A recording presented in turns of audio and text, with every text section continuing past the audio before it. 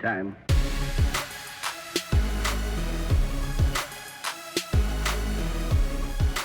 All right, everybody, welcome back. Welcome back. First week of golf, full week of golf in the books. A very, very mixed week, you could say. Cole, that's golf. That is golf. So that is golf. So everything that we've seen this season too has been inconsistencies, and I guess Cole, for a little bit, I mean, you hedged your bet. You hedged yourself by saying, you know what? He's been hurt. If he's not hurt, he's going to do good. If he's still hurt, he's going to do bad. Well, Daniel Berger didn't show that he was hurt. Right. He was healthy. He was healthy. So, he was healthy. Mine, I just made a bad pick. So you had a justifiable reason. I did not. We grew up with Tiger Woods, who plays through all everything. Injuries.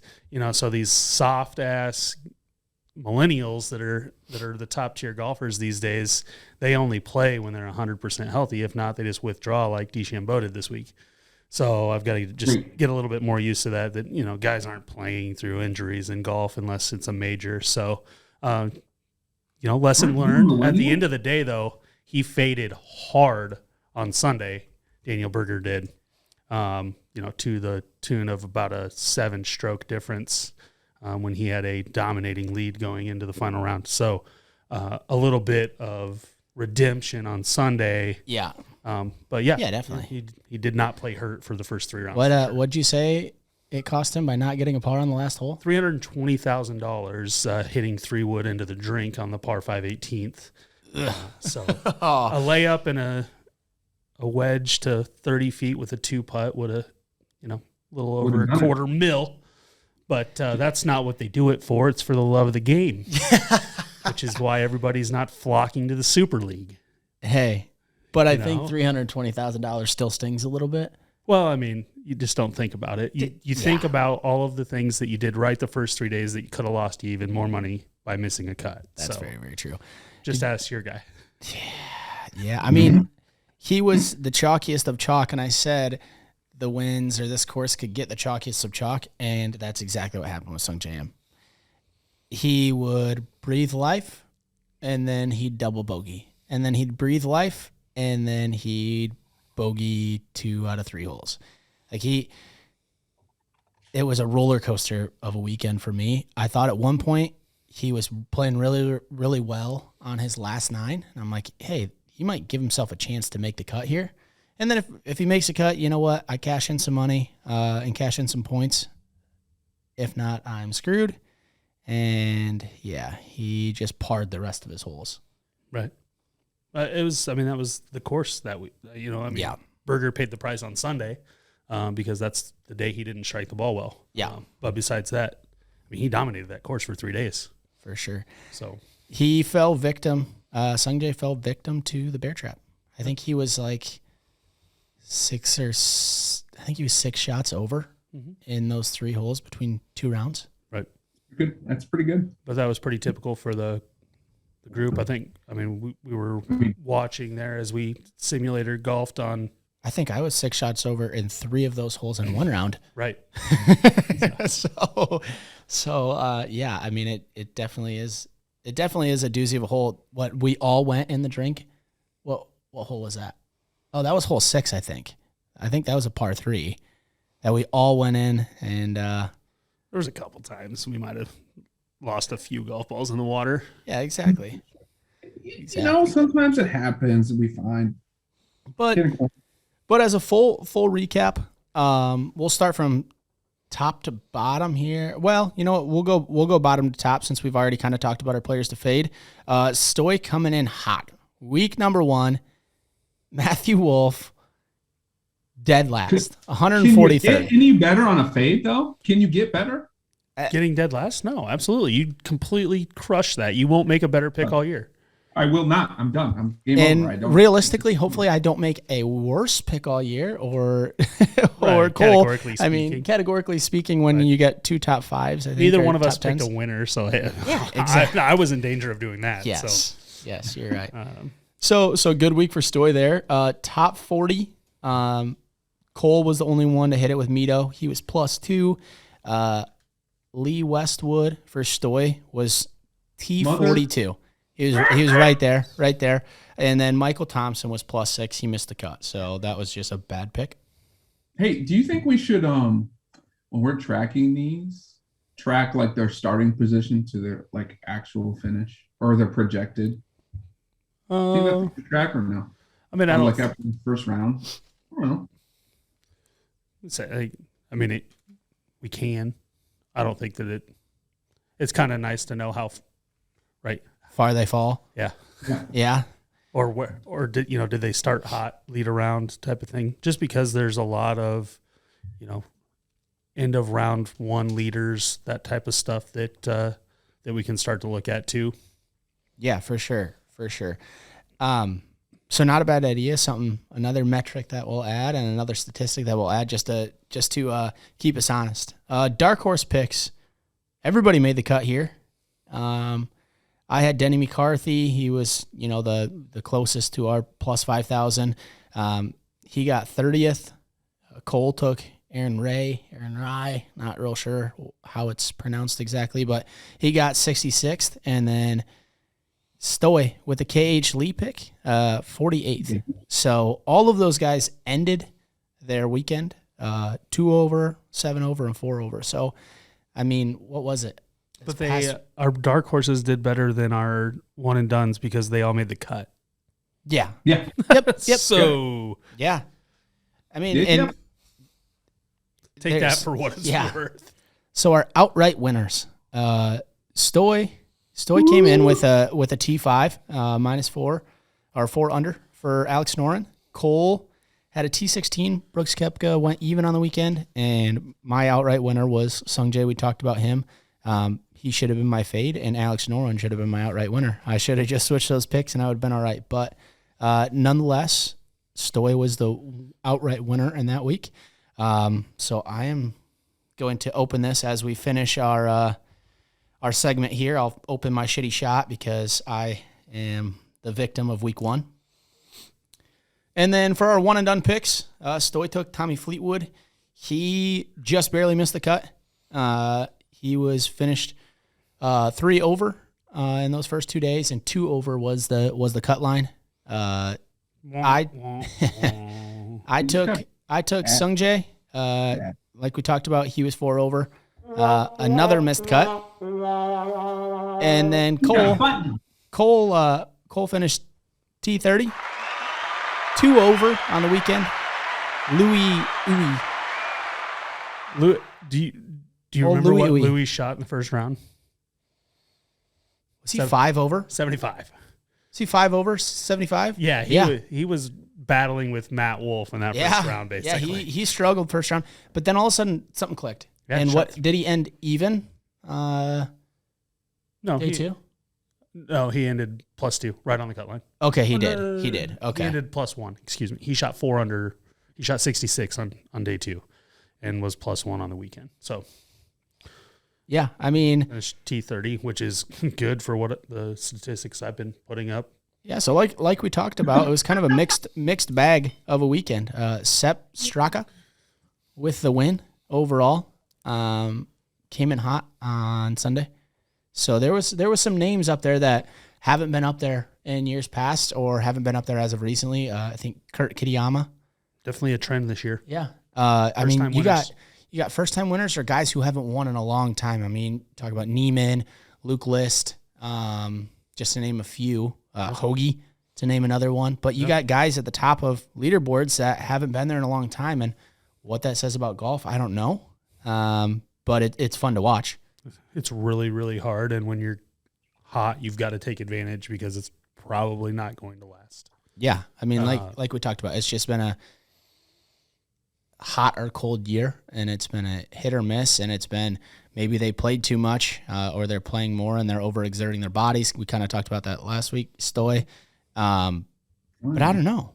I don't know. But it's makes it fun to have some of those guys that aren't in there week in, week out, every single week. Some of those guys coming in and winning and making a little bit more of a parity on the tour. Did you watch the finishing holes on Sunday? I did not. So it was Leishman, Berger and Straka. Yep. Leishman and Straka were tied through 17. Berger was one back. And Straka and I don't remember who he was playing with, hit their tee shots on 18. And 30 seconds later, it started downpouring. So Straka hits one out there on 18, par 5, 334 yards. Longest drive of the week. Of all 4 days, he hit the longest drive, his last drive of the day, on a par 5. So he could hit a mid instead of a long iron into the par 5 in the pouring rain. Berger and Leishman both had to wait to hit their tee shot because they were waiting for the green to clear. They had to hit their drives in a downpour. And I'm talking torrential downpour in Florida. No lightning, really not much wind. Just that tropical weather. Like, they had to play. Both sets of guys got put on the clock because they were trying to wait for the rain to slow down, and they got told by the officials that they had to play. Both sets of groups of the last two groups coming in. So Straka stripes a 7-iron from 210 to 25 feet for eagle, and he's already got the 1-stroke lead. So in a downpour. So now these guys have to make birdie or eagle in Berger's case to keep pace with Straka, who's in the middle of the green in 2. And Berger hit a good but short drive, and Leishman looked like he could not get out from under his umbrella and to his tee ball fast enough, and just hit this low hooking. It looked like a stoy pole in the simulator. The low pole draw. Stoy knows exactly what I'm talking about. That went 230 yards into the rough, so he had to lay up. And so they hit shots into the green. Berger had to hit a 250 some yard 3-wood, and he had to go for it, and he hit it in the water. Game over for him. Leishman had to lay up and then tried to hit a wedge close in the downpour and couldn't do it. So weather, not really a factor all weekend like we might have thought with the wind and stuff, until 17 and 18 on Sunday, which is when I happened to turn it on. And I'm just I don't think I've ever seen them actually play, because usually with those rains, obviously you get lightning, you get something that is causing them to come off of the course. And I just was like, oh man, this is going to end because Straka got to hit his most important tee shot literally 30 seconds before the downpour. So it just would have been interesting. But he did hit a clutch iron shot in a downpour. So he had to deal with it a little bit, but just not as much as the guys that were chasing. So let me ask you this. What would you rather hit in that situation? Would you rather hit your iron going in, or would you rather hit your drive in that torrential downpour? Oh, absolutely. You'd rather hit the iron. Oh, absolutely. 100%. Just a more controlled swing. Especially if you get to hit it from the distance. Now, I don't want to hit long iron or 3-wood. I would rather hit driver than that. Yeah. But, they were literally over the ball with the umbrella, towel hanging from the umbrella, drying off the club, trying to step to the ball because it was raining that hard that you're definitely going to. And so they were just talking about shots into the green, no friction, so you're not going to be able to draw it or cut it really either way. So if you lose it one direction or the other to start, and that's what Berger did, went for the pin, and it started right of it and never moved offline. It was great distance. So it was just one of those things where had the conditions been different, it actually probably would have made for a more exciting ending, but the rain just added a completely another layer of interest to that finish that nobody was really expecting. People in the crowd, nobody had jackets, nobody had rain gear. People were running for cover right and left. It was just kind of funny. Nota Begay was out in the green out on the fairway doing the announcing. No rain gear whatsoever, just soaked. And they kept showing shots of him, and he was just having the time of his life with it. But it was just funny because nobody, either it was a pop-up storm or nobody expected the round to go that long to where the rain became part of the forecast. So here's a thought on this, and you did it pretty well. Stoy and I talked about it on Friday. You hit just a little, half 3/4 driver, like a nice easy swing on that. In that situation, are you, even with your irons, are you going full swing iron, or are you going easy and just maybe clubbing down and giving a little extra distance? You absolutely have to. One, because of the water between the ball and the club face is going to take off distance, but it's also going to take off spin. And you can't swing the club as hard because from a grip perspective. And you could just tell that everybody was caught off guard with it because nobody had their rain gear in their bag. Nobody had an extra golf club. Like, you know, they might have had an extra golf club, but nobody had like their wet gear. Right. Nobody was taking out, you know, they had an umbrella because they always have an umbrella, but they definitely were not prepared for those conditions, which, you know, not to say you should always be prepared, but like they don't want to pack that stuff if they're not going to use it, and in their minds they weren't going to use it. So right. I think in that situation I'd just be screwed just because I'm a full swinger, not kind of guy. I don't have a lot of a touch in my swing where I can, you know, have that nice easy tempo swing. It's just, hey, I'm gonna swing, and this club is gonna go between, you know, these yardages. Hopefully it goes straight. Yeah. I mean, rain gloves and weather gloves make all the difference. Right. It is crazy to me how much difference that makes, as someone who has played in a lot of different conditions and probably will play in more conditions than most people, whether it be cold, wind, or rain. Just because I play with my uncle who played a lot of his life in Oregon, and they play in just about any weather up there because it rains 90% of the time up there anyway. So, Fair enough. It is, yeah, rain gear is a must, and you can actually play pretty comfortable golf if you have the right rain gear and be confident. Because, I mean, at the end of the day, it's, you know, can I trust that what my swing's going to do is going to, you know, is actually going to come through? And if you can't, just like with any golf swing, if you've got multiple misses in your head or no confidence in what you're doing, then, you know, result is going to definitely show that. It will be poor. Absolutely. More times than not. So that was a good recap of the Honda Classic, I think. So overall, like I said, it was kind of a hit or miss week. Honestly, the ones that hit more for us were our fades, besides Stoy, obviously. And some of our dark horses did better than our one and dones. It just wasn't necessarily a week to go chalk. Sungjae was pretty chalky. Fleetwood, a lot of people thought he might have been a little chalky in that situation too. A lot less than Sungjae, but so again, like I said, there's just some parity at the top of leaderboards that we're seeing more and more of.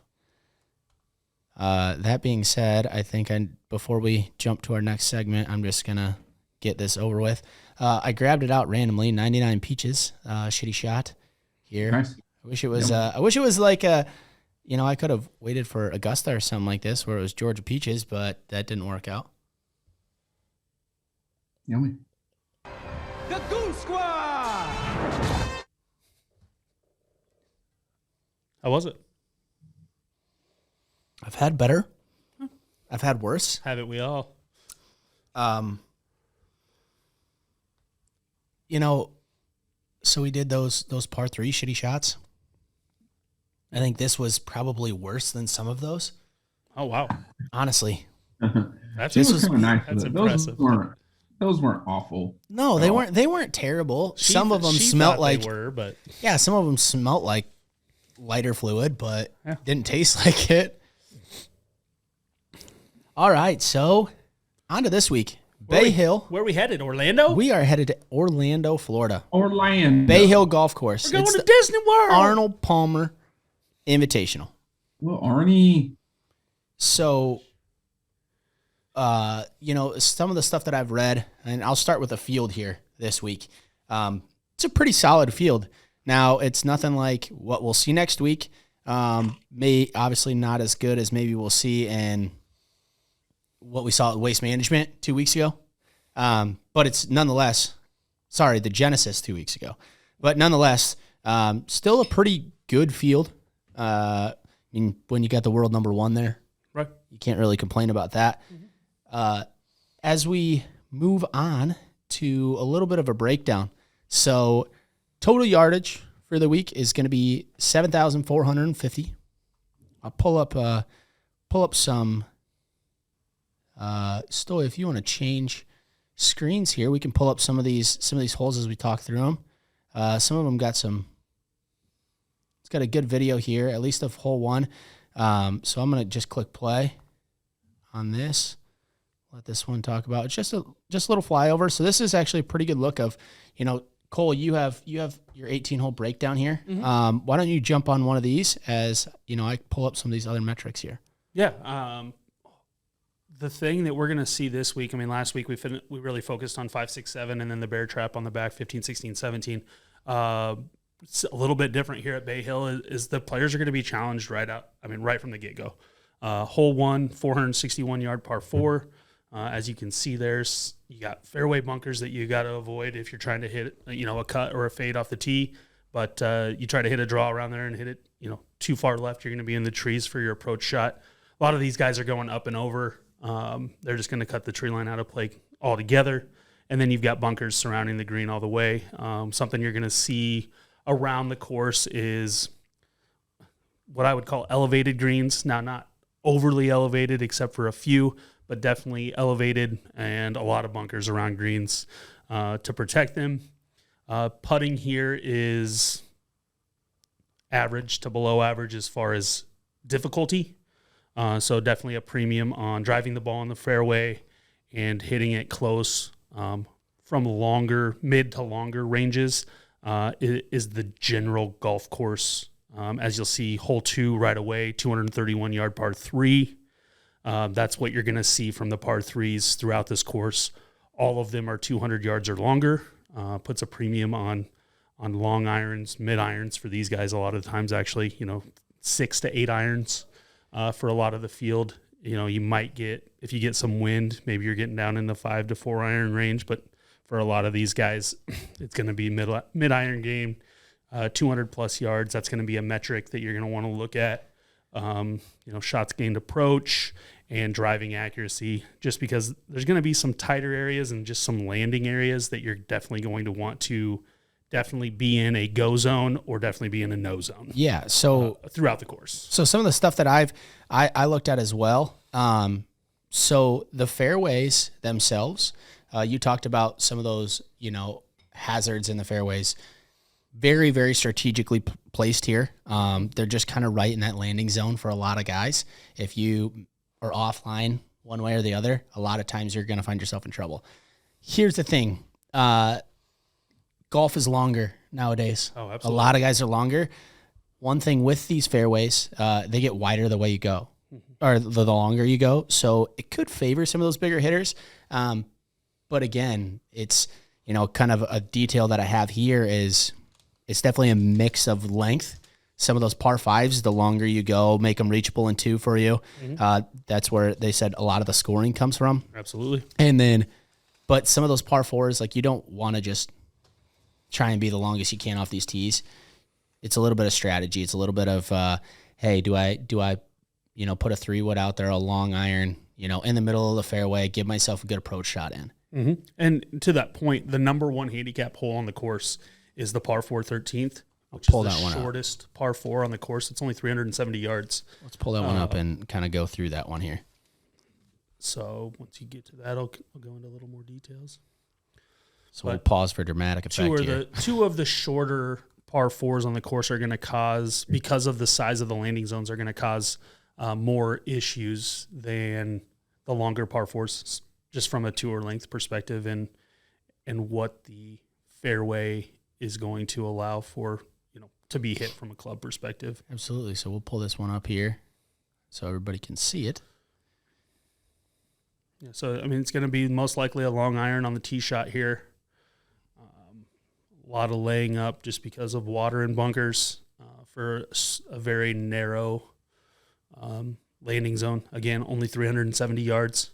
So we can see that we've got water up on the right through the end of the fairway. Some of the shorter hitters can probably still hit driver if they want to, but very narrow, and you're not going to be able to be very aggressive, if aggressive at all, going at that green with water in front of it from those bunkers. So that's, a premium on hitting the ball in the middle, regardless of how far you hit it. Even a 7 iron for a lot of those guys is going to get out 220, 230 off the tee. And, middle is going to be what those guys are looking for, and they've still got, wedge or 9 iron in their hands into the green, so you can control spin. Again, you've got the water there, so you're going to want to make sure that you're flying in, getting something with a little spin on it that you can fly the ball past the hole, stay out of trouble. Yeah. Absolutely. So to kind of jump back, par 72 for the course here. There's 4 par 5s. Like I said, a lot of these are reachable in 2 if you're fairly long off the tee. Should just be if you have a good tee shot with your driver. A lot of these are going to be reachable in 2, especially because this course does play fast. There's not a lot of rain here, so this course is going to play pretty fast this week. One of the fastest on tour. That's another metric that we're going to look at. Yeah, and then par 3s, there's 4 of those as well. Like Cole mentioned, all of those are pretty much over 200 yards. So it's one of those key metrics that we're going to look at is approach shot from 200 plus. How are you striking those longer irons, mid to longer irons, I should say. Absolutely.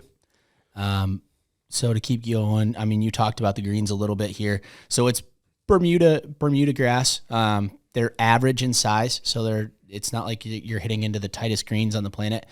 Like last week where we saw long and narrow. They're pretty average in size, but they are going to play pretty fast. They're awkward in shape. Yes, absolutely. Throughout the course. Whereas long and skinny or wide and skinny, depending on how the hole runs, a lot of big, deep bunkers in front and a lot of water in front of greens that just add not necessarily danger from a perspective of like you shouldn't be hitting the ball there, but when you see it, it brings it into play type of thing.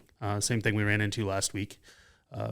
Balls are going to find the water and balls are going to find the bunker that shouldn't necessarily come into play, but simply because they're there, the swing changes and now we're in the hazard. So absolutely. So a little bit of look at the weather. Lowest it's really going to hit is kind of that high 60s, but pretty much throughout the week it's going to be high 70s, low 80s all weekend. Like I said, there's going to be little to no rain prior to Thursday. There's some chances, spotty chances, and it's Florida. You never know. I mean, it's tropical weather. Might rain for a little bit, might end in a torrential downpour like last weekend when we didn't see any rain in the forecast. Friday looks like our weather guy sucked last week. Friday looks like it's going to have some of the highest gusts of wind. But Friday, Saturday, Sunday, all going to be those low to mid-teens when it comes to wind speeds, especially mid to late in the afternoon. So, those early starts that we talked about, early, late, I'd like to look at that metric from last week to the guys that started early and then started late the second day to see how they actually fared.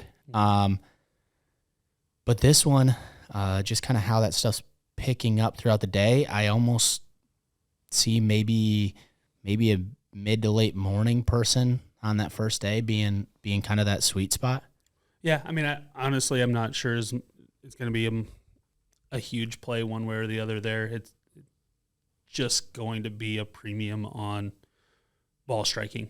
And that's with driver and that's with your irons. And then around the greens, like I said, not difficult, but fast. So guys that like fast surface are going to play well there. And those are the 3 metrics that I would say, what do I need to look at this week? Who likes to play on fast surfaces? Who hits the ball in the fairway? And who hits the ball close from 200 yards. Yeah. Those 3 things, because the par 5s are reachable as well. So that 200-yard range comes into play, not only on the par 3s, but on the par 5s. So all of a sudden, 8 out of 18 holes, that's a very in-play club and distance. And there's probably 2 layup holes for the par 4s. So more than half the holes you might be hitting a 190 to 220 to 230-yard club. So that's definitely going to be a lot of shots for a week and a weekend in play with those clubs. Absolutely. And those par 5s, the winners, and I can't remember how many years this goes back, but have had double-digit, they've gone double-digit under on those par 5s. So that's where the scoring is going to come from, is those par 5s. If you can afford, or guys can afford to maybe put it in the water or, bogey a par 3, whatever it might be. But if they start struggling on those par 5s, that's where they're really, really going to fall behind. Yeah. Hey, will you pull up hole 6? Absolutely. Stoy, this has got to be your favorite hole, right? Absolutely. This is the Bryson hole, for those that aren't familiar. And unfortunately, he's not playing for only this reason. I would like to see him play this week. But this is the one where he cut the entire lake, pond, the corner. you want to call it. Incredible. Incredible. So it's a reverse C, The fact that the flyover doesn't even show where he hit the ball, it's not it's pretty incredible. Right. The deceiving part here is that they would call it a dog leg left, but it's more than a dog leg. It's like a right turn left. Yes. So the hole plays 555 yards around the bend, but the hole plays like 421 or something like that. He hit that drive last year. As the crow flies, 420 to 440 type of thing. So this is the one that Bryson drove it. What do you have, like 32 yards in or something like that last year when he drove it here and put the arms up. I think he was in between those two bunkers. Yeah, it was the epic, arms in the air after he hit it. Points at the ball. The only time everyone in America is actually like the guy. So, but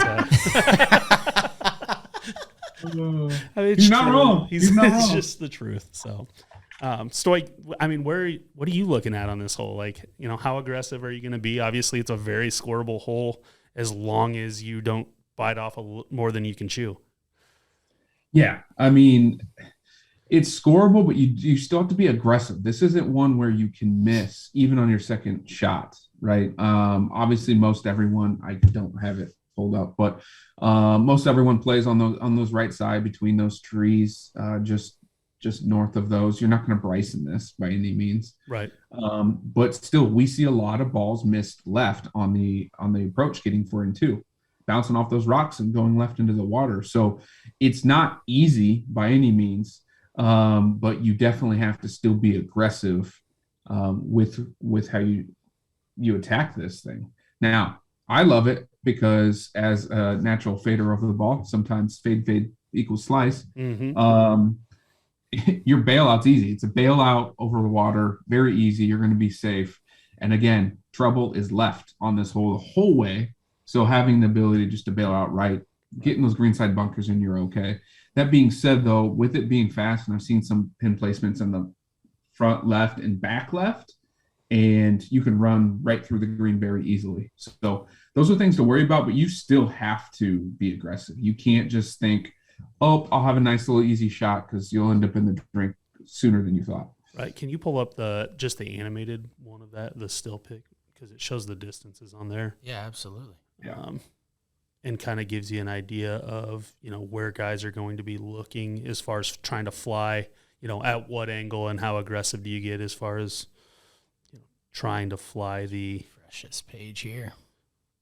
The actual lake itself and how much of the corner you're actually going to cut off. A lot of it'll have to do with most of those super long guys these days will cut the golf ball.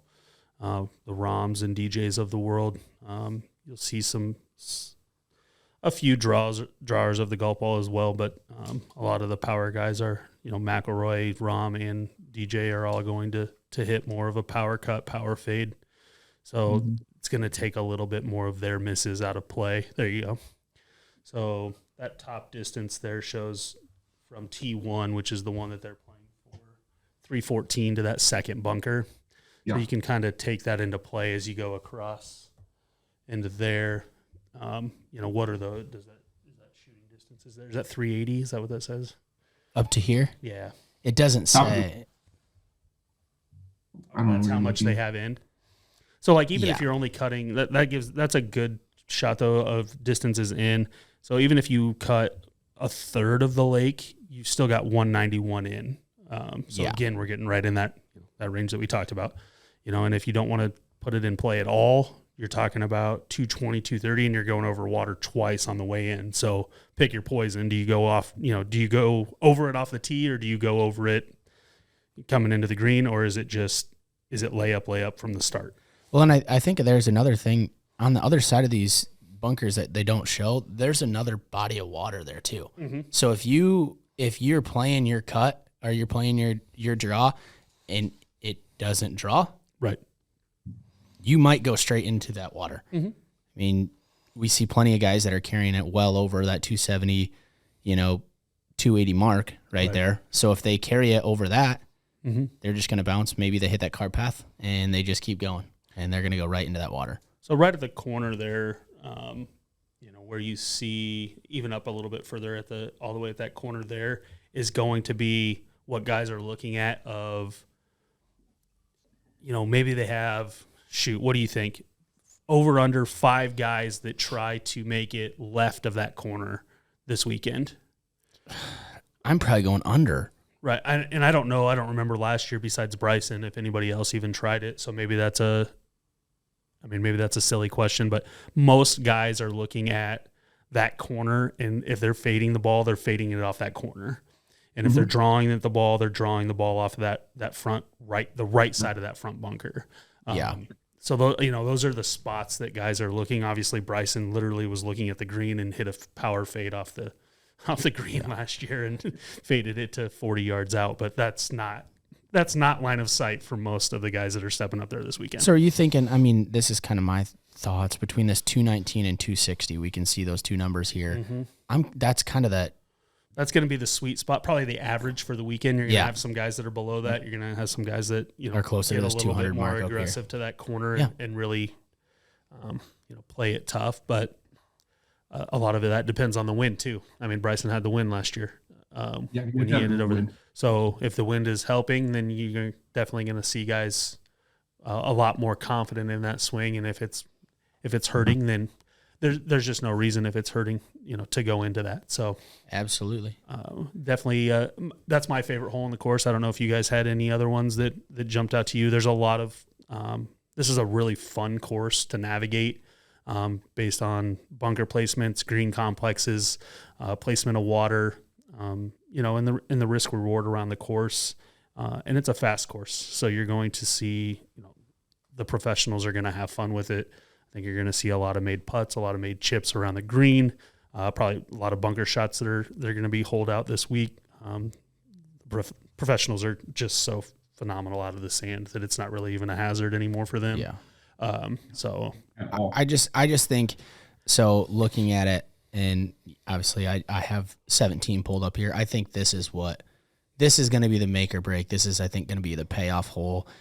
I think there's going to be 2 or 3 guys, kind of like last week, like we saw, they're kind of bunched at the top. And I think this is going to be the hole that makes or breaks a weekend. Yeah. I mean, 17 and 18, well, we might as well show them both here to end it. 17's the 221-yard par 3, protected by water, a bunker, and kind of an awkward like camel back green. And then 18 is 458-yard par 4. You've got OB left and water right, and water in the front of a green with rocks again. We've seen this hole play out on Sundays multiple times. It's the fairway is actually wider than, wider and straighter for the most part. It's 330 to run it into the water on the right side. So, I mean, most of those guys can dial back to 80% and the water's out of play. But if you miss right, you bring everything into play on your second shot. Whereas, if you can keep it left center, you've got a great angle into the green and actually a great chance for birdie. But, on Sunday when that shot gets a little tough, you don't want to block it right. You don't want to pull it left. Left's OB. I mean, it's just a cart path and some trees, but it's OB. So, it doesn't really come into play from like a viewer perspective. You're just looking out there and it's like, oh, my miss is left. It's actually, there's more danger left on this hole than right. As you look at it, which can be a little deceiving. Yeah. Well, not to mention the thickness of the rough overall. They play this one fairly thick. So that's why even right and even left, you even get into the second cut. It's not easy getting out of that. Yep. Which makes that awkward shaped green even worse, especially when they tuck it back up right. And water really comes into play. Like you see him leave it short, coming at it thick rough. It's tough. What runs through the backside. Yeah. And then you get backside of that into the sand, which they're great players. But when it's sand, a small green, and then water, that's not easy for anybody. No, I'm glad you brought that up, Stoy, because that's one thing that we hadn't mentioned yet was the rough. The rough here, notoriously year after year. Like this was Arnold Palmer's baby, and he made it that way, and he made it a very, very difficult course. Yeah. But that's why it's a premium on, the things that we talked about as far as hitting the ball in the fairway. Accuracy over distance, that's obviously not a Bryson way of doing things, and he's not in the field, but, we talked about that on how distance can really help on the par 5s here, but it can really penalize you on the long par 4s.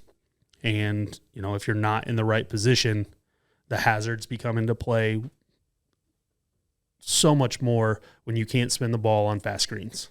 So when these guys are hitting from the rough into hard greens versus from the fairway into hard greens, it's a night and day difference. Now, we wouldn't notice that if we were out there playing. The ball's going to run no matter what. But these guys, 1,000% makes a difference, where they're hitting that ball from. And that even comes into play from, first cut to fairway cut in some of those cases. And just, lay of the green. It's big here as far as the type of grass grows towards the sun. So even throughout the day, reads on putts and stuff like that change on the Bermuda grass more so than in other grasses. So guys that have played that type of course, and again, are comfortable with the speed, are not that these are, again, overly difficult, but those guys are going to make more shots, whether it be chips or putts.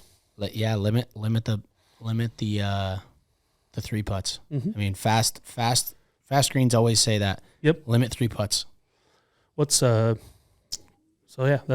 and 18. That's a good breakdown. We can start to get into our picks here.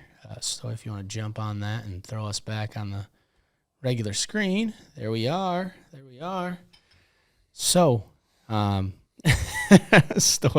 I like that. So we can save that maybe for later on. What's he? You want to wait till next Monday or what? His player to fade. His player to fade. I like that. I just want to sprinkle a little bit of both. I'll get one wrong. Yeah. So let's start. Let's start outright winner.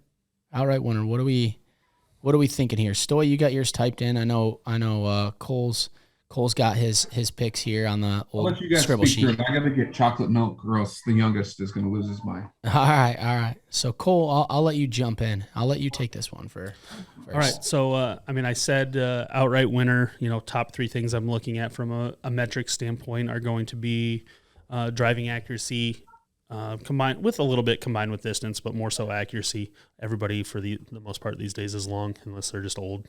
And then, can you play well on fast surface, and what's your long to mid iron game like? And for that reason, I'm going with Fitzpatrick this week.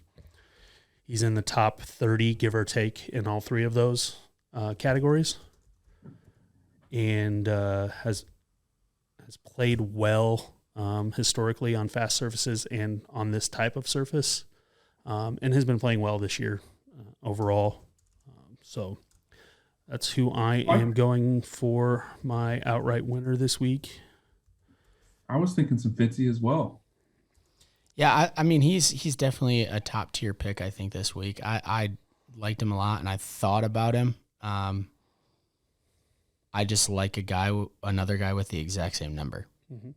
No, and I don't mind your boy there either. The other guy that I had in mind was Adam Scott, and actually the reason that I got away from him, and I'm going to say that, and obviously probably eat crow because of it, because he's not in any of my picks, but the middling iron distances, he's 100th, tied 101. Yeah. Fast surfaces, check. Driving accuracy, distance is perfectly fine for him. Mildly decent success on the course, but when it came down to picking between those two, ultimately the mid to long iron and where those 3 ranked overall on those 3 things that I was looking at and put a premium on for this. That's why I went the way that I went. I like it. I'm going Willie Z. So it's interesting. He's kind of a interesting pick, and actually my dark horse was his roommate in college. Okay. Just learned that. So, but this, yeah. So Willie Z's only professional win is on the Korn Ferry Tour, but that guy is playing such good golf, or has played, and showed us that he can play with the best of the world so much. Right. He's gonna break through. When that happens, I like to say this week. I mean, I just had it pulled up here. Strokes gained approach. Top 2 guys, Matt Fitzpatrick, and number 1 was Willie Z. Number 2 was Matt Fitzpatrick. So, I mean, that's where I like Willie Z here. I mean, here's another one that just proves you you're good. I mean, top 5 match. I did some research. That you did some research there. So, yeah, I like Willie Z at plus 2,900. The exact same odds as Cole here. Yep. I love me some Victor on this one. He's hot this year. Had basically, I would say, a week off from last week in a little bit, but he's been hot most of the year. This is a course that will fit him very well, which excites me. And he doesn't have to worry about bombing around. That's not his game. His game is ball striking and shot placement. So I love me some Hovland. I just like Hovland in general. Well, not even necessarily this week. I just like me some Victor Hovland. So, and all of those picks speak to putting not being at a premium this week. Yes, that's where those guys struggle. That's where a lot of the young guys don't pick up strokes on the field. I think I saw it was either a meme or a tweet or something this week that if putting wasn't a premium or something like that, then Luke List would be John Rahm. I have seen that actually before. Luke List was another guy that I saw mentioned at this tournament, and then other tournaments where putting isn't necessarily a huge factor one way or the other. Hey, Matt Fitzpatrick's 12th on the world strokes gained putting. Yeah, I'm right. That's why he's better than your guys. He does all the other things. Hovland's 34th? Plus he putts. Yeah, but Will Zalatoris is down. Fitzy surprised me how high he was in a lot of stuff. So everything that mattered this week, I was just like, oh, yeah, I can't pick Adam Scott over this guy. I would kick myself. Besides that, there were other guys that I was looking at, Will being one of them. Obviously you're looking at Rahm and McIlroy just to see, is that going to be a surprise if either one of those guys win? No. But the first time winners in non-majors type of trend, one of those guys would surprise me less than, one of the. Yeah, I think the other guy that I was looking at here is Scotty Scheffler. Mm-hmm.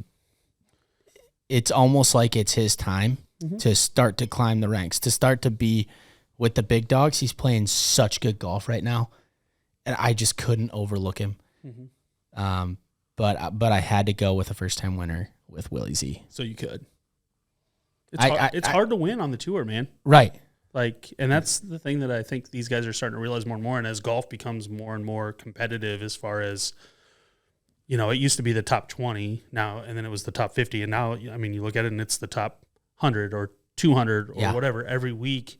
It's like these guys can damn strike the golf ball every time they step up to it. And there's nobody out there that is Tiger scary, and nobody's scared of Tiger because they all grew up watching that mentality of screw it, I'm going to bomb it out there, and then I'm going to hit it close, and I'm going to make putts, and I'm going to make eagles, and if I make a bogey or two, it doesn't matter. I'm going to save it from the bunker. So they go out fearless, and that's the group of guys that watched Tiger growing up. So that's the mentality they play with, and they're not scared of anybody. And it doesn't matter if they missed the cut last week. They're going to go out there and they're going to strike the ball again this week. They're going to hit it 320, 330. And if their irons are on, or if their putters are on, or if they chip in a couple times, boom, they're going to be right there. And confidence in golf, as we all know, when you got the thing in a groove, shoot, you can put some scores together. And these dudes are, they're the best of the best. But there's so many more of them these days than what there used to be. And I would say most, if not all of that, goes towards, Tiger Woods. So absolutely. So those are our outright winners. Next, we can jump down. Let's save our one and done picks for last this week. Let's jump down to. Let's switch it up. Let's go top 40 picks. Top 40 picks this week. A guy that I feel like he's talked about sometimes, and then he's never talked about for weeks. And then he's talked about sometimes, and then never talked about for weeks. But he's playing pretty decent golf. He's got a decent course history here. I like Patton Kizzire at plus 230 to make the top 40. Nice. Yeah, absolutely. That guy He's a roller coaster. We can say that for him. Yeah, absolutely. Um, But I just like those odds. I like that. I like that number on him, and I think he plays well, and that's going to bode well for him. Stoy? Just steady Eddie Kevin Na. I mean, when he actually plays and makes the cut in his history, he's easily in the top 40. So, steady Eddie again, ball placement, ball striking, and now he is a better putter. So he gets that hot, then he'll start walking him in from the fairway because that's what he does. So, well, and he sneakily added 10 to 15 yards with driver and is a lot more consistent with it this year too. And that's going to help him. I mean, he knew he had to find something to compete with those guys. People forget that. I mean, Kevin Na was a prodigy golf guy when he came out. Yeah. What, 10, 12, 15 years ago now? Probably 15, honestly. We're old. But, I mean, he had a great start and then pretty much hit rock bottom and has since, recovered and been in contention for Ryder Cup teams the last couple times out and stuff like that. So, just a guy that's reinvented himself, but that's always been an amazing striker of the golf ball and is so fun to watch. Obviously, he invented the run to the hole and grab your, everybody tries to replicate that now, and nobody can quite do it as good as Na does. When Tiger's starting to mimic you on stuff, then you've done something right. So, yeah, absolutely. Now everybody kind of does it. But my guy, as I mentioned earlier, Luke List. Don't have to be able to putt here. You need to hit the ball in the fairway long and strike it well. So my boy Luke is going to make my top 40 this week. Get his. He's going to get plus 120. Yeah. So I was conservative last week with Mito. He was plus 100, and same this week. Nothing too crazy, but I just think he's a guy that. I mean, he's honestly a guy that can be in contention if he's putting well at all. Just because of how well he does the other things. So, yeah, I think some of my favorite guys are right around that kind of safe range as well. Other guys that I liked for that top 40. Yeah. Like a Keegan Bradley. I like Keegan Bradley. Break out the Jordans. Dude can play. Yeah. So, yeah, those are our top 40, and let's move on to dark horses. Yeah, let's do it. So, reminder, guys, dark horse for us is 50-1 odds or plus 5,000 or worse. If you're looking at your FanDuel, your DraftKings, stuff like that. So just a reminder, we're not, just because it's not the top 10 guy in the world or something like that, he still might have plus 20,000 or 2,000 odds. We can't pick those guys. Got to be plus 5,000 or worse. Yeah. I'll go first here. Out the gate, Corey Connors. Again, looking at numbers, not a guy that it's ERS. Thank you. Don't put some respect on his name. Put some respect. Jeez. A guy that we've heard from a little bit as far as competing, and then he's kind of fallen off a little bit. But if you look at the numbers again that we're looking at, he's a top 30 guy in hitting fairways and distance, and a top 30 guys in striking the ball around the greens from long distance. So he's a guy at 5,500 I think is worth a lot of the value. Another guy that I had in there, it looks like Stoy's going to take. So definitely like both of those picks. But yeah, I expect Corey Connors to have a great week. Another guy that I wrote down was Kevin Kistner. The guy's a gamer. And I think around, a course like this, Kistner's going to be more so if he's feeling good. He's old enough now that you can kind of tell day one if he's loose, the weather's going to be nice, and that's when a lot of the older players, honestly, they start to play a little bit better, or when they're in their comfortable area as far as playing. Kistner plays a lot of golf in Florida, so he's a super sleeper, I would call him. He's actually 120-1. Plus 12,000. Just figured I'd throw that out there, but just as a somebody to keep an eye on, like if he gets hot, watch out. Watch out. But Stoy, I'll throw it to you. A little Jason Day. Had you talked about it? He's coming off a lot of the back issues he's been dealing with. Playing a little better this year. Actually, his ball striking has been better this year. I think that's been the problem. Obviously, having a bad back, which I don't have. But playing warm weather, playing a familiar course. He's played a lot of times. And, guys, brand new golf ball. He's a bridgie guy now. He's an absolute bridgie at this point, and so is Tiger. So I'm going to roll with Jason Day as my dark horse at plus 5,500. I actually almost liked him as an outright, but dark horse for sure. Definitely a guy consideration. Just as I was looking, and then I looked at what his odds were, and I was like, whoa. Yeah, that's right. He was further down the board than I expected, but that has to be injury related, I would think. Yeah. I mean, that's a guy that you can put put a half a unit or something like that on. If we were in that game of knowing exactly what units are and everything like that, but that's a guy that you could put like half a unit on and still, reap the rewards if he wins it. Is it 50 cent piece? Could be. Full unit. Always go full unit. Is your full unit a dime or is it a dollar? Well, I think the minimum unit is a dime, so that can't be your full. This is street dimes. Oh, meaning 1,000. Come on. Your street dime bag. You got my dime bag. Cole. We do not sell Cole's changed. Cole's changed, guys. You moved to Cambridge. You start to get into White Oak. So what you know about that? So for my dark horse pick, I went a little bit further down the board. Those guys, those two, Jason Day or Corey Connors, plus 5,500. Great odds on those guys. I like those numbers on those guys. But I went with Cameron Young. He's been playing really good golf lately. Willie Z's roommate in college. For the people that didn't know that, that's who I was mentioning earlier. So an interesting stat about him.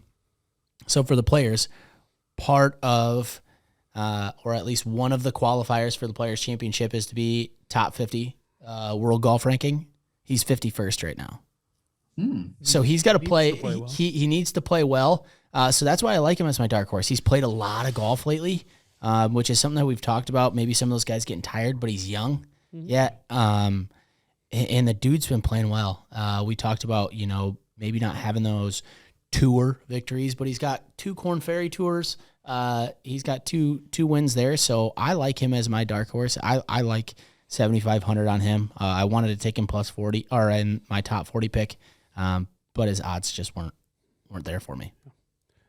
Cameron Young, Cameron Smith, Cameron Champ. Which Cameron is this? Cameron Young.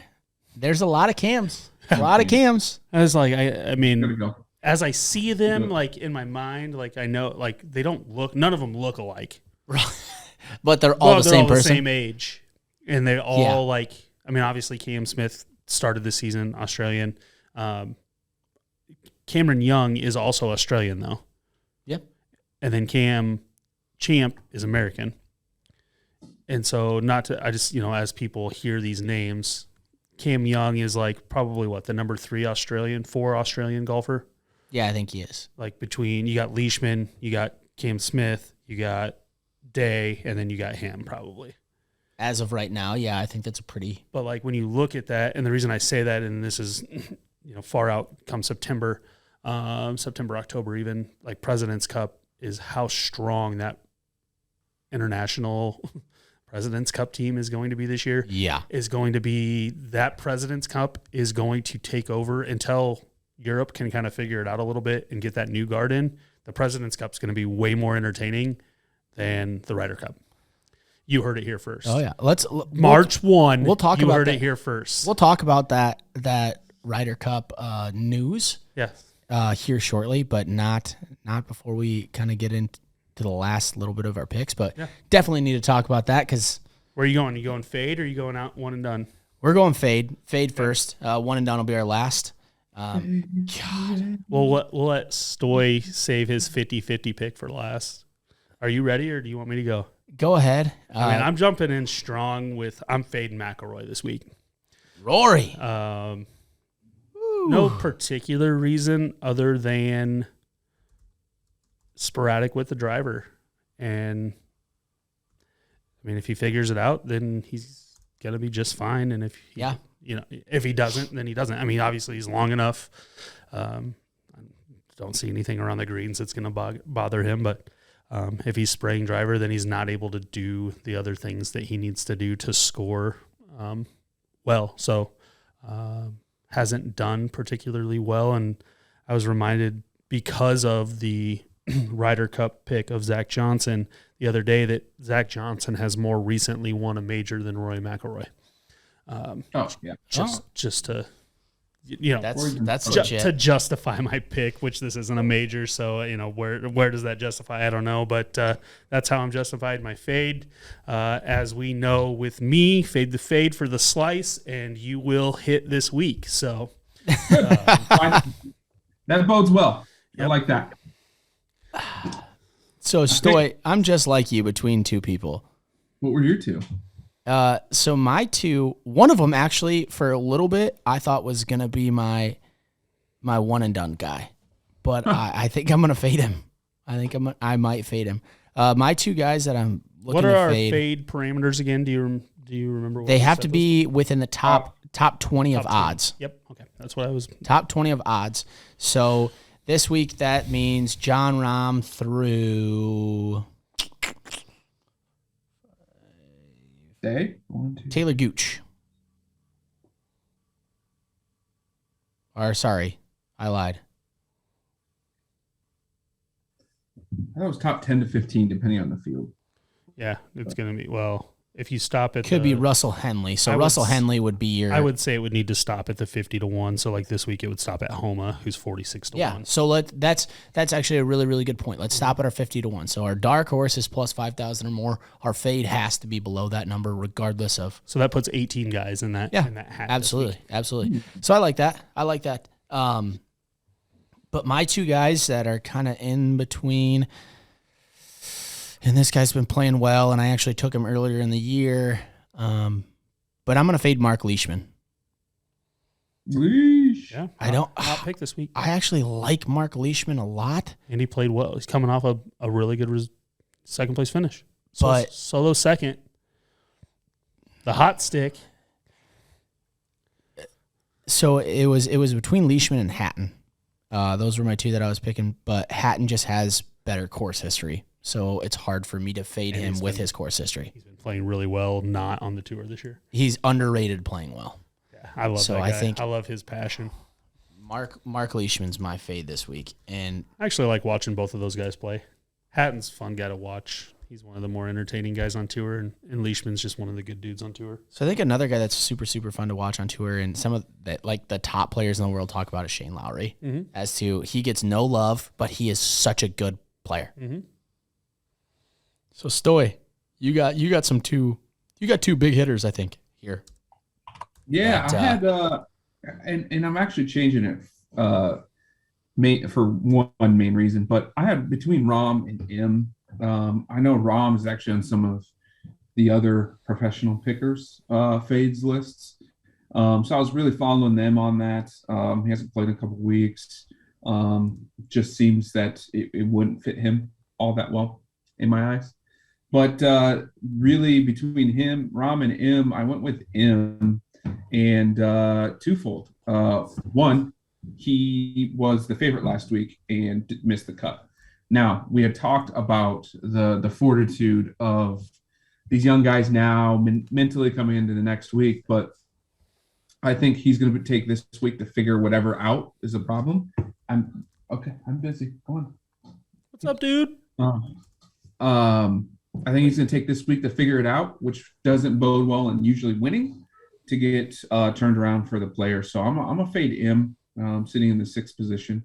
I think something that we need to talk about within our fading is for us to win in our fade. It's also the distance from where they started in the odds, right? So taking a Rory makes sense. Is he going to finish higher, second or first? Most likely not. So his odds of going lower actually bode well for Cole to win the fade.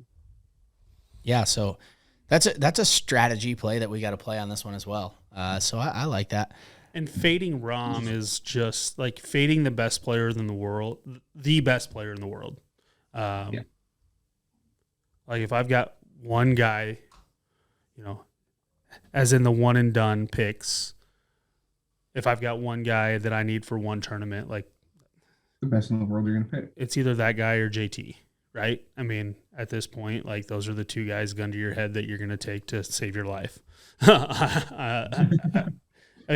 You take one, I'll take the other. I don't really care, but like, I mean, those are the two guys that any shot, any course, they got a chance. Yeah. And so like, I agree with you on that. Him coming off again, a course that kind of ate him up last week. And then again, another course this week that if you're not in the right spot, it can eat you up. So from a mental perspective, being in that same spot where I feel like Rahm's just better at getting out of trouble, making cuts, being competitive when the golf is tough. And that's when the cream rises to the top, as we talked about a lot last week. So I would agree with, if I was between those two, taking him over Rahm. Obviously, golf is golf, but everybody's fading Rahm outside the top 5, and it's like, oh, he's going to have another T7. Like, oh, poor fella. Yeah. So, speaking of that, because we did talk about money and how doesn't matter to these guys, right. And that's why they're not jumping on the Saudi, and they want to be loyal to the tour, and which is great. Did you guys see? I think it was Gooch. Yeah, it was Gooch for sure. I can't remember when it was. This guy was talking smack because Gooch didn't play well. And Gooch just, I think, basically told him, hey, my year-to-date earnings are $2.5 million. Mm-hmm. I think I'm doing all right. Right. Well, and the other thing is, and we've seen it firsthand, and I don't know how deep we want to get into it this week, late in the cast here, but Phil Mickelson has lost his top 5 sponsors, and the only thing he did was tell the truth. I mean, you can hate Phil for his stance, you can hate him for, and that's all fine. Like, sounds like for the most part, the dude's been a douchebag about the whole thing. Guys that like Phil and have never said anything bad about Phil have come out and just said bad things. I've never heard Rory McIlroy speak illy of anyone on tour, and he basically said he's in a bad spot and he's being a complete dickhead at this point. And he's being selfish, and he just needs to get the hell away from people on the tour because nobody wants to talk to him right now. And so, but that being said, like, he lost Callaway, he lost KPMG, he lost, who's the other, Workday, and one other one that he lost right away. Bang, bang, bang, bang.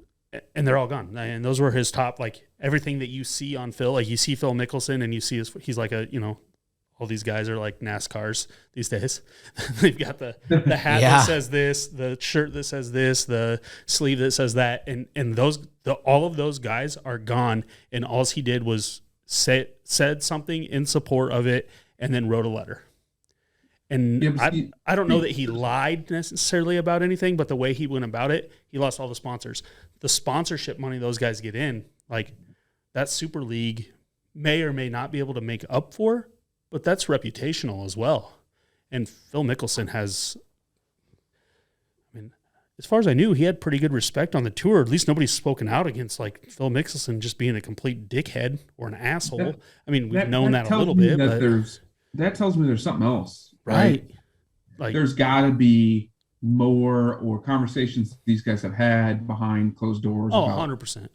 There's got to be something for them to come out so aggressively. Right. Otherwise, they would have just kind of sat back and just, plead fifth, move on. Right. But like for these sponsors just to completely jump just means that, we know the people that, if you're in with Saudi money, you're in with dirty money. Whether, some, all, whatever, it's dirty, it doesn't matter.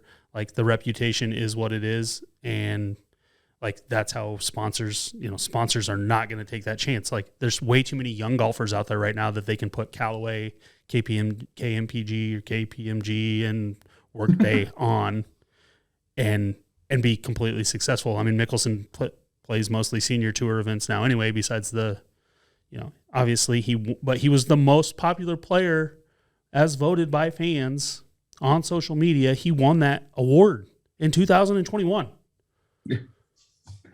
Like, he got paid by the PGA Tour for being the most popular or best advocate for himself and the tour just last year. Most influential like, whatever the hell it is. How much money was it? It was an absurd amount of money. Yeah.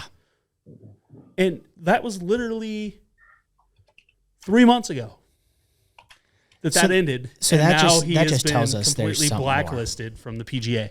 That tells us there's something more. God. What it is, I don't know, and I'm sure we'll hear about it sometime.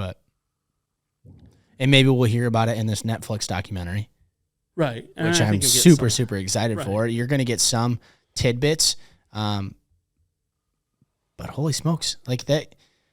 It was a 180. It was a 180. There's nothing you can say about it besides it went from here. It went from, top of the world, top of the influential to his credibility is just crap now. Well, and you'll see, I think the Netflix thing, the biggest thing it'll bring out is you'll just see how much camaraderie there is between players, and that's between guys that are from different countries. Because most of the guys that are, unless they're playing the European Tour, like most of the foreign guys are United States-based guys. So they're either playing in Florida or playing in Arizona with a lot of the American guys on a consistent basis. Like I know for sure that the most rounds last year that Tony Finau played was with John Rahm.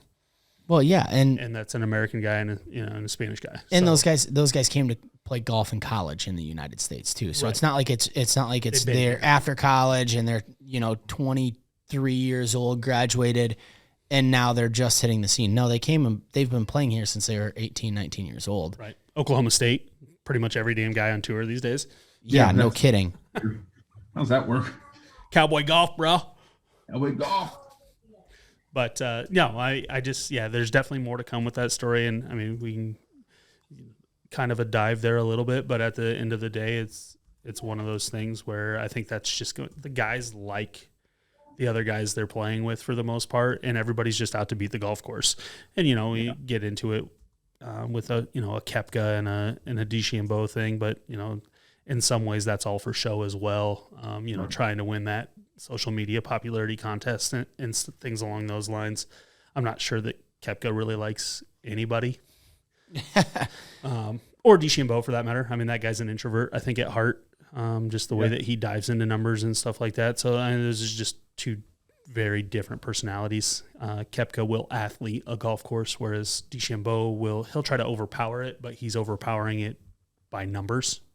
Mm-hmm. For sure. So So what should we do? Should we dive into our one and dones, or should we dive in, since we're onto the news right now?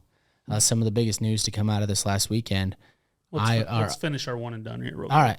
All right. So one and done picks. Actually, Cole, you kind of helped make this decision for me during this talk. So I'll go first. His 45th birthday's coming up in the next few months. Old boy likes to play in Florida. I like Paul Casey. That was a bold pick. I'm actually surprised that he's only at 36 to 1. But he is. I mean, he's a great ball striker and stuff like that. I just think with the youth in the field and stuff like that, that I'm surprised that he's higher than a guy like Day, or even that he's so far apart from like a guy like Kisner. But when the guy's on, he's a top 5 guy. I mean, he competes for 4 rounds. If he starts well, he's going to be there. Yeah. But I don't know what's his like. Does he have good results at? It's tough to show because he hasn't played a ton. So his stats. Does he play? Has he played here much? He has. And honestly, he's so 45, I went of course so, he has. but I went so hard into course history last week that Kinda I didn't even really look that much at it this week. Gotcha. So that's. He was no, he hasn't. He's only played the Genesis and finished 15th. Outside of that, he hasn't played since the Zozo. Has he been hurt? Or is he just a guy that starts? He starts later. This was T10 last year. Well, I mean, these guys are old enough now that like they don't need the money early on either. So if they backload their schedule, it just gives them more time off to rest and stuff and be with family. A lot of the older guys obviously have kids that are doing things, and family becomes a priority early in the season for them. Mm-hmm. So looking at this, I mean, he was T10 last year. Gotcha. I didn't see anything the year before, and I'd have to scroll for 2019. I was but just curious. He's got a little bit of course history, but I leaned so hard on course history last week, and I went for the horse for the course that, we didn't have the field, and I thought M realistically was and you could still argue he's potentially the best player in that field. He just did not play that last week. Now, you could also argue that Daniel Berger is the best player in that field very, very easily, too. Oh, I'm just going to argue for Sepp Straka. Because he won it? Yeah. I'm going to give him the underrated chant. All right, so... It's a man after my own heart. Got a little belly on him. There we go. My one and done. Out there a long ways. Just my one and done, Paul Casey. Paul Casey. Stoy, you ready? You ready to fade my fade, you slicing sucker? Yeah, I'm fading your fade, and apparently, if we do one and dones or outrights and someone fades them, it's clearly a shitty shot on the line, correct? Mm-hmm. That only makes sense. It only makes sense. The question is like, where's I'm glad we made that. I'm glad we made that this week. Where's the thin red line? It's not a cut, but if he doesn't 40? finish in the top 20, you would think. 30? No. It's got to be 20 or better. If you're picking him to win. Yeah. Okay. All right. Fair enough. Because I would even dare to say a guy like McIlroy, he would need to finish inside of what his odds are in order not to be a fade pick, right? Or is that right or wrong? It is right. But just like we talked with Rahm, like, okay, so if he doesn't win it, well, it's automatically. But what's a fade for him? All of the fade picks, or at least the ones that I see, like a couple were out of top 10, but most were just that Rahm's going to fade outside the top 5, and it's like, oh, what a travesty. But that is a fade for Rahm, is not a top 3, and in his mind too. He wouldn't be mad that somebody said they faded him and they faded him to be 7th. We got to take our fade for example, because for us to win our fade, it's the biggest drop. Right. Within the top 15 or whatever picks we have. So it's really who's going to drop the biggest. Because McIlroy's number 2. Comparing it's Rahm and then McIlroy from odds perspective. And then they're, it drops to Hovland as 3rd. So if he gets outside the top 10, that's people are not going to be betting him top 20 to get, in the money. Well, let's just look at it. I think it's something to mention too. He's top 20 minus 120. Is he? Mm-hmm. Top 10 is plus 185. So cut the difference and say 15. Yeah, let's do it where it's got to be a plus, and that would be 15 is probably a plus number. Yeah. So you can get that number, but yep, I'm good with that. Yeah. This is kind of like.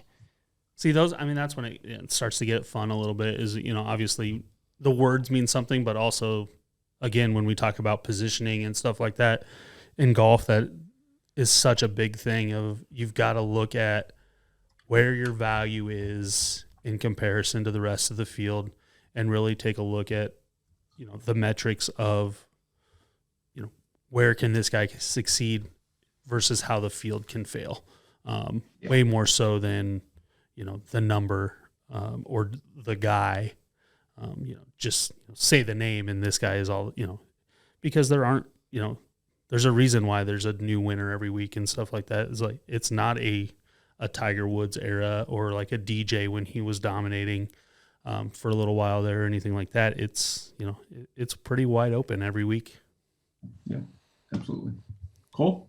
I've got, I'm going to mirror my pick. I really like Fitzpatrick this week. Again, wasn't that way when I started, but I'm either going to, I'm going to kind of live by the numbers, die by the numbers this week from that perspective. There isn't a guy outside of Rahm. There wasn't a guy that I liked better than Fitzpatrick as far as fitting the metrics I was looking at. So, which surprised me. Tyrrell Hatton was the closest one. And he just hasn't played on U.S. soil. He's played a lot of European stuff. Doesn't mean anything, but he's played well. He's like T2, a 4th and an 8th in his European starts. This is his course history is unreal. I think he won there in 2020. What's he got? Like a lot of top 10s. It's like a 6th and 8th, 29th and a 1st. Right. So he's played so well good here. Again, not having his name anywhere on this board for the three of us is probably a mistake. But we can, say that so that people listening can maybe throw him in somewhere if you're putting like a FanDuel or any type of like a lineup together, daily fantasy or lineup or a round leader type of thing. That's definitely a guy to keep on a short list for success this weekend. And I am curious about that. Ryan's about to change all his picks now. No. I'm not changing anything. I just want to see how he has done in his first round, second rounds, that kind of stuff. Yeah. So for round leader stuff, right? At this course in the past. Okay, well, Ryan looks that up. We'll kind of dive in. So those are do you want to do a quick recap of our picks for the week? Yeah, absolutely. So I'll just run down the list here. So one and done picks. Stoy went Rory, Cole went Matt Fitzpatrick, and I went Paul Casey. Our outright winners, Cole ran with his exact same pick. He went Matt Fitzpatrick. Stoy stuck with the young gun, Victor Hovland. And then I went Will Zalatoris, looking to get his first win on the tour. Dark horses, plus 5,000 or more. Stoy took Jason Day. Cole took Corey Connors, both at plus 5,500. And then I went Cameron Young on this one. Top 40 picks. Stoy went with the walk-off machine, the walk-in putter, Kevin Na. Cole loved him some Luke List. And then I'm riding the roller coaster with Pat and Kazire this week. And then our players to fade. Stoy went with the sixth best odds. He took Sungjae Im. He's struggled last week especially. He was between a couple, but Sungjae was his pick. Cole took Rory McIlroy as his player to fade. Roy McAvoy? Rory McAvoy. Jimmy McIlroy. Boom. Blades of Glory. But he took him. Blades of Glory at 10 cup. Come Jimmy McIlroy. No, McAvoy. Roy McIlroy. Yeah. They both work. Fine. It's a name game. Gilmore, happy? Lafferty Daniel. And then I took Mark Leishman as my pick to fade. He had the 10th best odds. So there is a shitty shot on the line, as you guys heard, with our player to fade and with our outright winners. If we have an outright winner and a player to fade that are in there, or in our one and dones as well, if we have those guys in there, we're going to come up with a happy medium between the two people. They're going to agree on it. If Rory finishes inside the top 15, T15 or better, Cole has a shitty shot. T15, that's either a push or, he's got to finish alone in 15th or better. First just says top 15. There's no T. Hey, I went top 15 money payout, so that's what I went with. Continue. But regardless, if he finishes outside that number, then Stoy has that shitty shot. So good breakdown. We'll jump into some news. We got some big news in Iowa.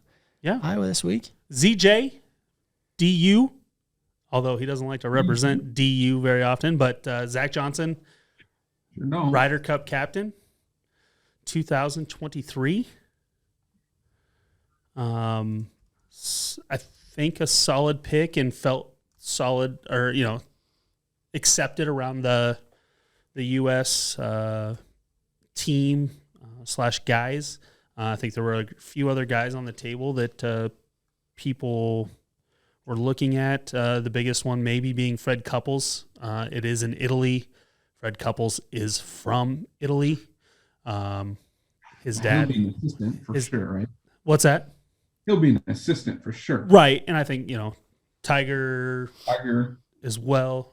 So I think you'll see very familiar faces, I think, to the last go around here at Whistling Straits. And, Zach Johnson was around that squad as well. So I think there's a very, very much a comfort level. Stricker, Woods, Johnson, Couples around that squad of young guys that have great camaraderie. And as much as we look forward to the Ryder Cup come 2023, I look forward even more to the Presidents come this coming year, come fall. So we'll do more talk on that. But your guys' thoughts on the ZJ pick? Love it. You? He's a guy that I've I've actually read a lot about just because Iowa in those ties, different stuff like that, and everybody. I mean, if you're gonna put somebody in a lineup, I think John Deere Classic is probably a good place to put Zach Johnson in your lineup. But he's a guy that like he's kind of been through it all on tour. So I think that's what makes him a strong pick. Is he's definitely been through it all, whether he's playing outstanding, winning majors, or whether he is missing cuts week after week after week. Right. I mean, so you see some guys that are kind of steady eddies until they just kind of fall off. And he's just been high, low, in between, high, low, in between. He's just been all over the map. I don't know. I like it. I think he's a gritty dude, and I like ZJ. I think it's smart. I mean, everything's aging, right? Stricker's aging. He's further away from the team in terms of purely age, where, ZJ can come in and still be the elder statesman. He's going to have amazing assistant captain. So it just makes sense as the turning of the tide to have someone like that who is steady, is very cerebral when it comes to it, and can really make sure that the team stays together, because all you ever hear is people love him. So that's going to be a big thing with your captain. Well, I just, it's become more of a thing now as we talk about the turning of the tide and guys taking over. But, I mean, Phil had to be a guy that was in serious consideration for, at least assistant, and he's been around those guys. And, again, like, he's been on the golf shows and, the reality, 18s with Barkley and Brady and Rogers and, those types of things, and is very active on social media.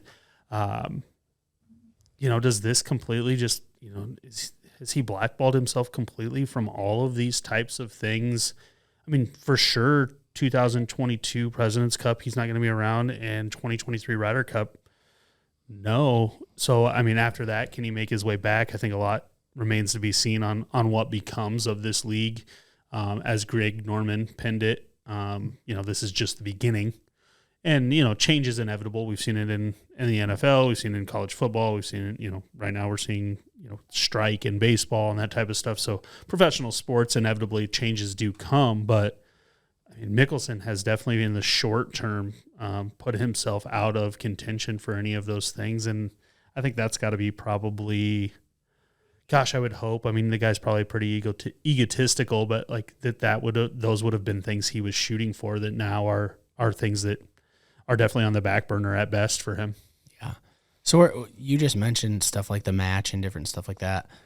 It's been the Bryson and Brooks rivalry. It's the Phil and Tiger gambling rivalry. Fun, banter between the two.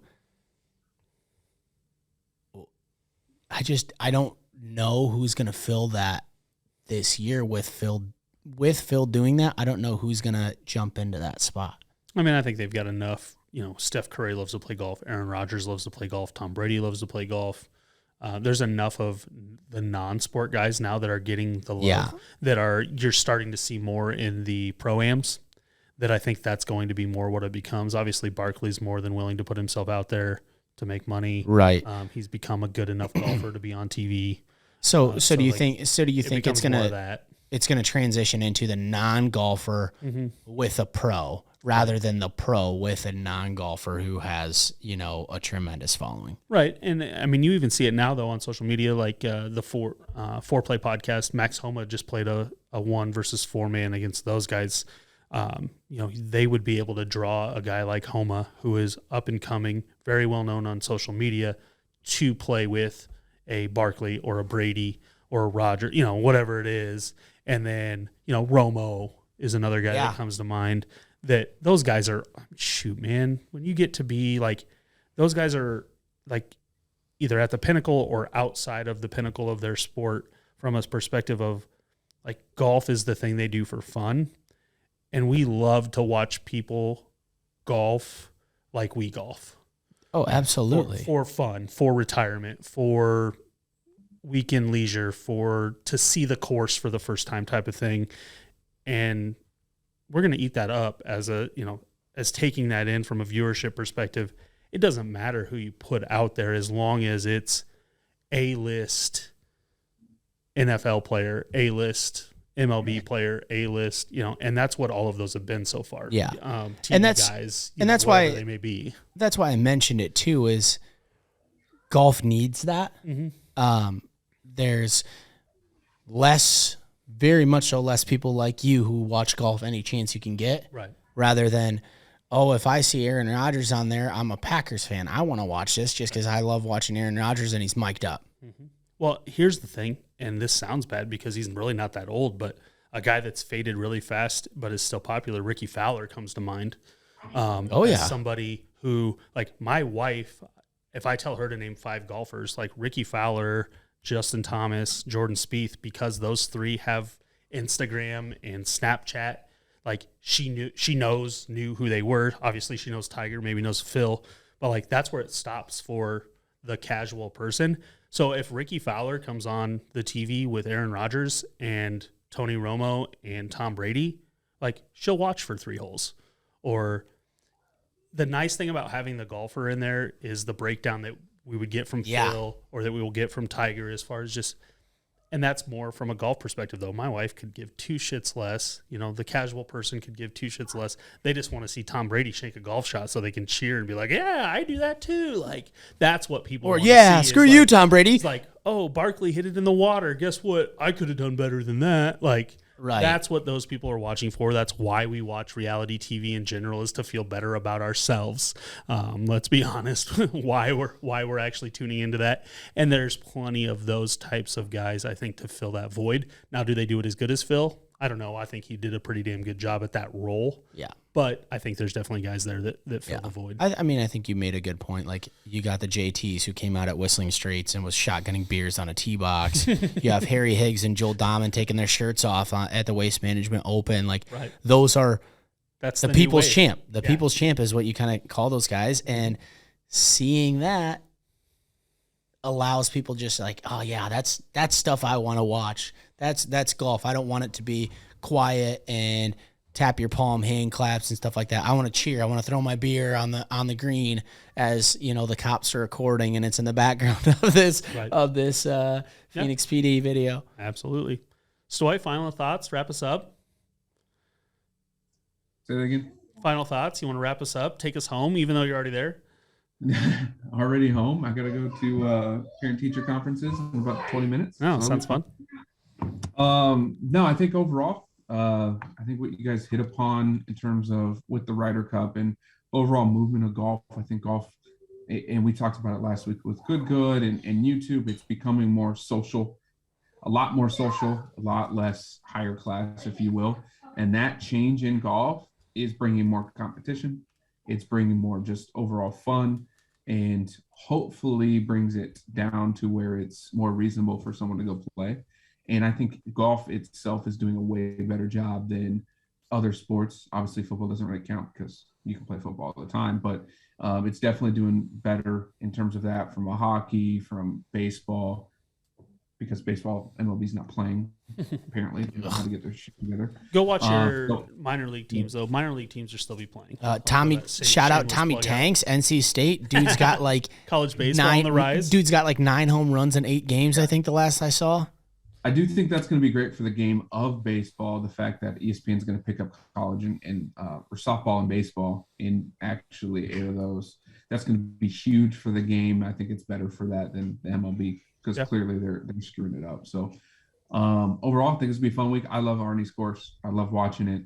It's really, really fun. And I think another reason for McIlroy is just because of how close he was to Arnie. Same with Tiger. They just play well here because of that. Don't know why.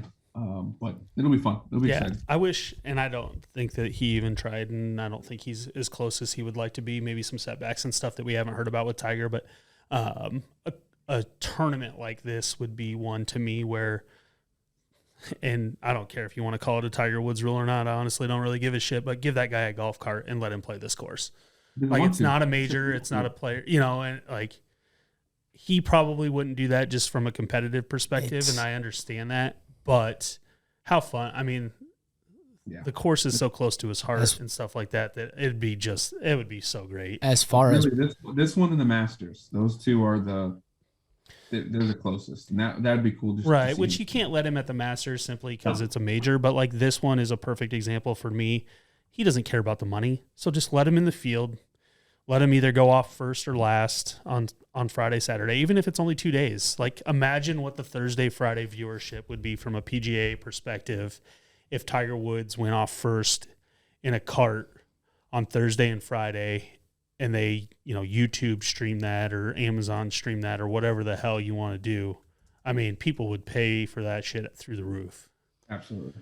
Yeah, I don't think Tiger make it a featured video on ESPN Plus, and that's the only one I'm tuning into. Right, but I mean, again, I think the bigger thing comes to even if the tour was to get to that level, I just don't know that Tiger, from a competitive advantage and still wanting to play, I don't think that he would do that because he respects the game. Yeah, but I mean, that would be the course and the time to do something like that.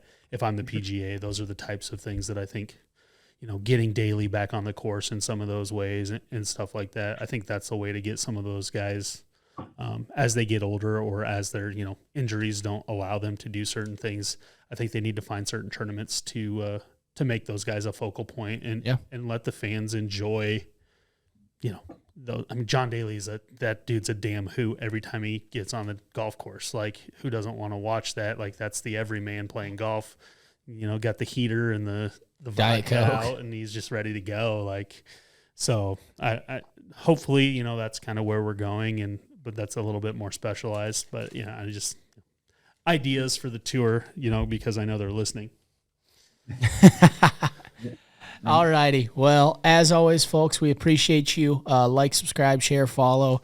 If you got your guys's, I know some of our one and done listeners are on here, or some of the people that are playing that game with us, listen to the show. So if you guys got your picks, comment them. I'm gonna do it now. Okay. Push the button. No, that's all right. But it kind of scared me. I was like, who's the random person talking in my ear?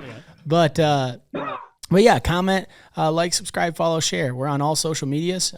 We appreciate you guys. Shout out to Abe Answers Caddy here, the old dog, the dog father. I think that's just gonna be my. Nom nom nom. That's gonna be my new thing. I think it's just about consistency in golf, so I'm gonna consistently get a hot dog at the turn. I don't care what time of day it is. Perfect. All right, thanks everybody. Take care. Peace. It's time